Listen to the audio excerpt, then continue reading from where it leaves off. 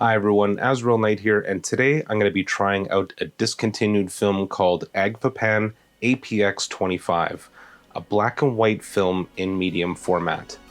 Before we begin though, I highly encourage you to sign up to my monthly newsletter. I do a giveaway each month, sometimes multiple giveaways, and at the end of this month, I'll be giving away darkroom prints that normally only go to my patrons. So sign up through the link in the description and make sure you read the newsletter each month to see if you've won. Today, I'm going to take you on a mini Skyline spree and shoot a 20-year-old roll of film on my speed graphic. Let's get started.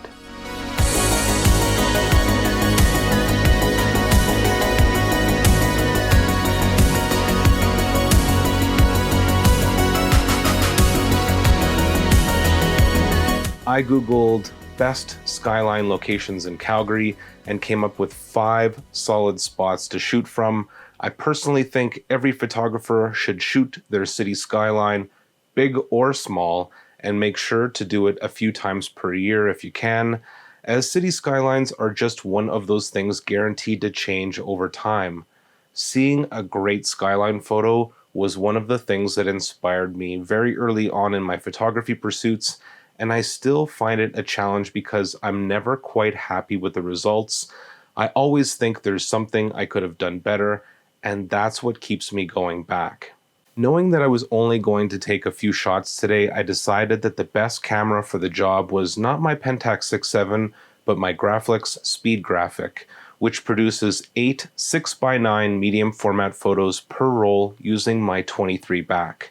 I knew I was going to need a tripod as the film was only 25 ISO, and to me this camera really belongs on a tripod anyway. I went into this not knowing anything about the film. I'd rather be surprised. All I knew is that this particular roll was frozen since new, and I was able to shoot it at box speed. It was donated to me by Al, so thanks to Al for contributing content to the channel. Al was the guy who donated that 30-year-old roll of Kodak Ektar 25 you may have seen me shoot recently. If you missed that one, I highly recommend checking it out. I've been told it's one of my best episodes. So there's that. I should also note that I asked my patrons what film they'd like to see me shoot with this episode. The choice was between 10 films, 5 color and 5 black and white, some expired, some fresh, and Agfapan APX25 won with 25% of the vote. So thanks to my patrons for participating in this. It was a lot of fun to see the results come in. All of my patrons, even those at the $1 level, get to vote on how episodes are made, as well as other things that shape this channel. Anywho, I'm still very new to this camera, and as you'll see, things didn't go perfect. I've had to check a couple of different videos on how to load this back, and I'm very happy to report that I did get it right this time. Tutorials only take you so far though, and this is a very different camera than all of my others.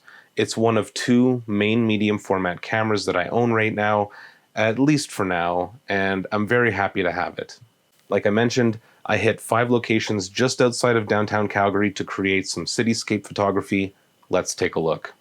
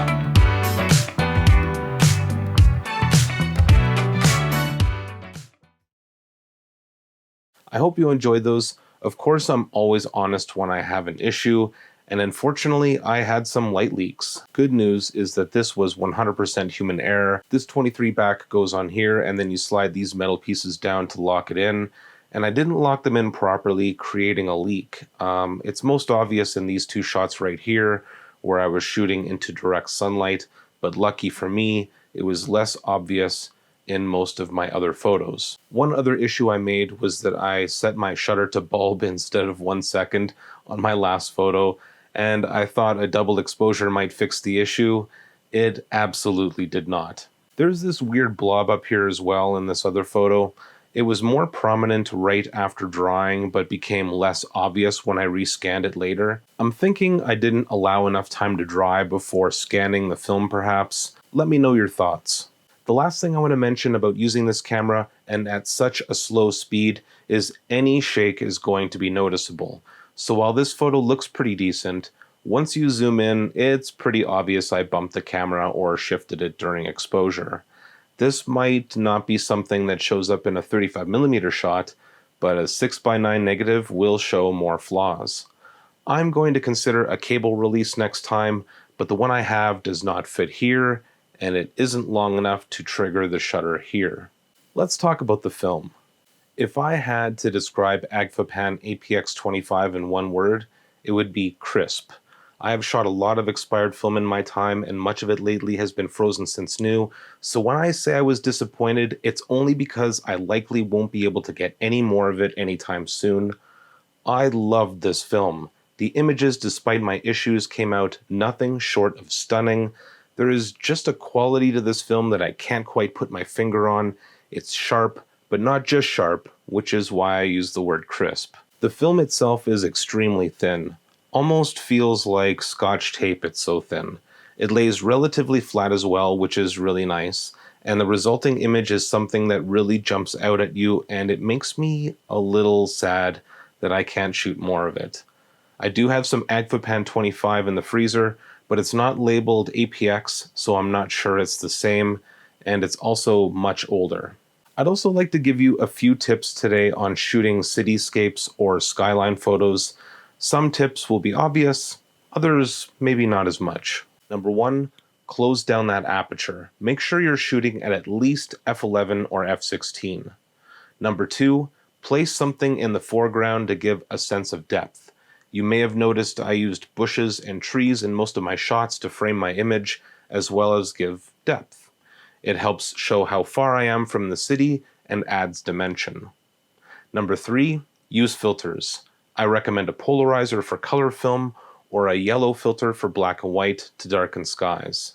Now, of course, I didn't do that here, but that's because I don't have a filter for the lens thread size on my Graflex. Number 4, shoot near or at the golden hour. This one may be obvious, but the differences can be striking. I was shooting a couple hours before sunset, but it still made a huge difference. If you decide to shoot midday, I'd recommend trying on an overcast where your lighting will be more even. Night shots are great too. Number 5, use a tripod. For me, shooting skylines is about slowing down and taking my time. Nothing reminds me to take it easy more than a tripod. If you're shooting at sunset at f16, it will likely be a necessity anyway. Number 6, spot meter. Shooting a row of buildings is going to give you a lot of different lighting situations all wrapped into one. If your camera's meter is taking everything into account, the sky will throw things off. Partial metering can help, but I have found it's best to anchor your exposure on a lit area of a building or a grassy area in the foreground and let everything else fall into place. Number 7, return. As I briefly mentioned before, keep going back. Try for at least once per year. Different times per day, seasons, and after major construction can all make a huge difference in the final image, and once you have a collection, they complement one another. Think about looking at old photos for your city from decades past and realize that the skyline photos are a long-term project that people will enjoy more as time goes by. Number 8 is find new angles. When I see a neat building I want to photograph, I walk around it. I think the same goes for skylines. drive around and find new spots, and do other things like take notice on how your city looks during a commute, or when you're driving back into town from a trip. Those are my tips. I hope you found at least a couple of them useful. Be sure and let me know yours in the comments. I'd love to hear them.